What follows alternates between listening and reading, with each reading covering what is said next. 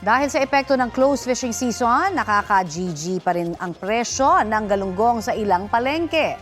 Magkano na ba? Sa Bulungan Seafood Market sa Parañaque, 200 pesos per kilo ang hango mula sa suppliers at naibebenta po ng 260 pesos kada kilo. Marami nang umaaray sa presyo na yan, pero mababa pa yan kumpara sa ibang pamilihan. Sa bantay presyo kasi ng Department of Agriculture, 350 pesos per kilo ang average price ng lokal na galunggong sa Metro Manila. Mahigit 306 pesos naman ang imported.